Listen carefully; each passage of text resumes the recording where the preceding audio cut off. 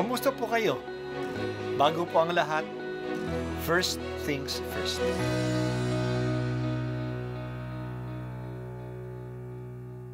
Good morning po. Sinisimulan po natin ngayon ang first things first.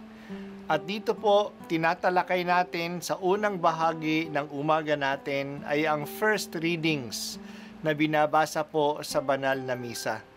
Ito pong tinatalakay natin kasi madalas po kasi marami na tayong alam tungkol sa gospel readings.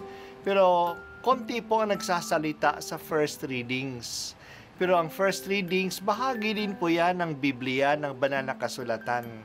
Kaya susubaybayan po natin ang mga first readings.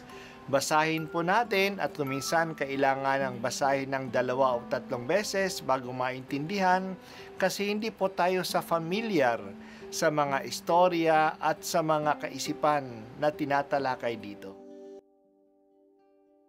Ang pagbasa mula sa sulat ni Apostol San Pablo sa mga taga-Roma. Mga kapatid, ang Diyos ay hindi nagbabago ng isip tungkol sa kanyang mga kaloob at pagtawag. Dati, masuwayin kayo sa Diyos, ngunit ngayoy kinahahabagan sa panahon ng pagsuway ng mga Hudyo. Gayon din naman, sila'y naging masuwayin, ngayong kayo'y kinahahabagan upang sila'y kahabagan din. Sapagkat hinayaan ng Diyos na maalipin ng kanilang kasalanan ang lahat ng tao upang maipadama sa kanila ang kaniyang habag. Napakasagana ng kayamanan ng Diyos, di matarok ang kayamanan, karunungan at kaalaman ng Diyos. Hindi malilip ang kaniyang mga panukala at pamamaraan, gaya ng nasusulat, sapagkat sino ang nakaalam sa pag-iisip ng Panginoon? O sino ang naging tagapayo niya? Sino ang nakapagkaloob ng anuman sa Diyos? Para siya na may gantimpalaan, sapagkat mula sa Kanya at sa pamamagitan niya at sa Kanya ang lahat ng bagay. Sa Kanya ang karangalan magpakailanman. Amen. Ang salita ng Diyos. Salamat sa Diyos. Hinayaan ng Diyos na maalipin ang lahat ng tao sa kanilang kasalanan upang maipadama niya sa kanila ang kanyang habag. Ito ang sinulat ni San Pablo. Talagang hindi natin matarok ang pag-iisip at ang mga pamamaraan ng Diyos. Nakararanas tayo at nakagagawa tayo ng kasalanan upang madamanin natin ang pagpapatawad ng Diyos. Kaya huwag dapat tayong ma-discourage dahil sa kasalanan. Gamitin natin ang kasalanan natin upang makalapit tayo sa Diyos. Ang masama ay hindi ang pagkakasala. Ang masama ay ang manatili sa kasalanan. Ang mga hintil ay hinayaan ng Diyos na magkasala sa kanilang pagsamba sa mga Diyos-Diyosan. Sa halip na kilalanin ang tunay na Diyos na makikilala naman nila sa pamamagitan ng mga lilikha ng Diyos, sumamba sila sa mga nilikha ng Diyos. Ang sinamba nila ito bilang mga Diyos, ang mga hayop, ang mga bundok, ang mga ilog. Kaya sumamba sila sa mga bituin, sa mga bundok, sa mga hayop bilang Diyos nila.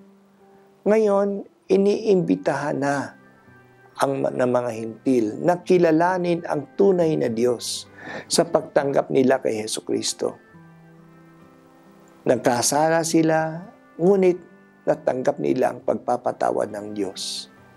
Hinayaan din ng Diyos ang mga Hudyo na tanggihan si Jesus upang ang mga apostol ay magpahayag sa mga hintil. Pero ang mga Hudyo din ay kahahabagan ng Diyos. Mararanasan din nila ang awa ng Diyos kapag sila ay nagsisisi. Talagang magaling ang Diyos.